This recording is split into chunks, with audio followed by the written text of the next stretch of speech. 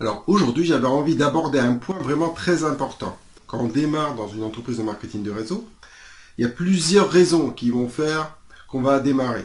Ça peut être les produits, ça peut être les dirigeants, ça peut être la lignée, ça peut être le plan de commissionnement.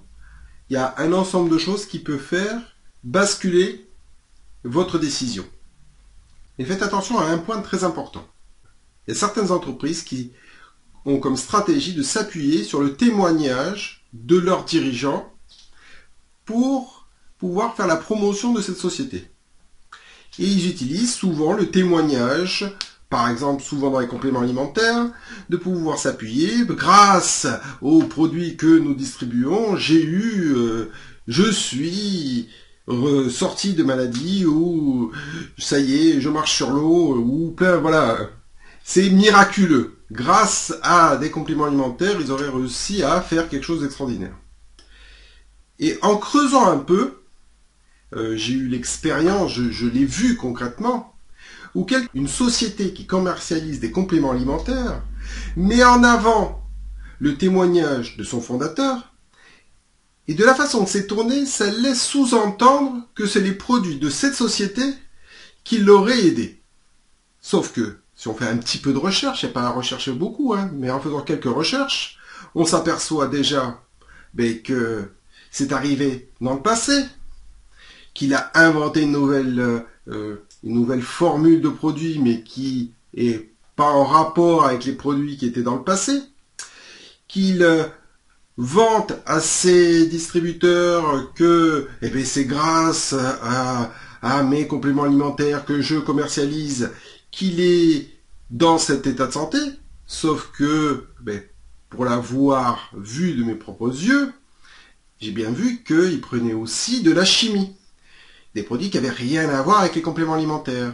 Donc d'un côté, on prône le fait qu'il n'y ait que ces produits, que les produits de la société qui font les résultats qu'il obtient, et donc du coup, tous les distributeurs s'appuient sur ce témoignage et font la promotion de ce témoignage pour pouvoir aller de l'avant et dire voilà, regardez mon PDG, il a eu tel résultat avec ses produits, vous devez pouvoir soigner alors, on va guérir des gens avec des compléments alimentaires. Alors attention, on n'est que des distributeurs indépendants, et les compléments alimentaires n'ont jamais soigné. Il faut surtout pas, on n'est pas des médecins, donc faites très attention quand vous voyez une entreprise qui se vante de pouvoir faire ça. Moi, j'ai été voir il y a quelques jours une conférence par un médecin, et il utilise des termes de médecin.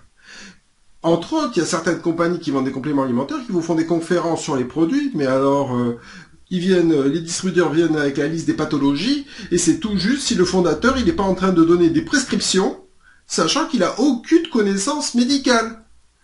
Voilà. Donc c'est un chef d'entreprise, mais qui a aucune connaissance dans la nutrition, qui a aucune connaissance dans la médecine, et qui se permet de prescrire, voilà, allez, vous prenez ça avant la chimio, pour telle maladie, tout ça. Donc faites très attention à ce type de société qui prône le fait que la personne utilise son témoignage pour que ça fonctionne. Alors, je ne mets pas en doute tous les témoignages, mais quand vous voulez être sûr d'un témoignage, il faut vraiment que la personne, vous la connaissiez déjà, et vous puissiez voir tout le processus qu'elle a suivi, et qu'elle puisse vous l'expliquer. Parce que juste à travers une vidéo et dire, voilà, ou à chaque fois que vous emmenez un prospect ou un client vis-à-vis de ce fondateur, et que vous lui dites, et qui vante le fait qu'il a eu un certain résultat grâce à ses compléments alimentaires, attention. Vous mettez en porte-à-faux, et c'est pas pour rien que la répression des fraudes peuvent être amenées à supprimer des témoignages sur un site internet. C'est que quelque part, il y a un fond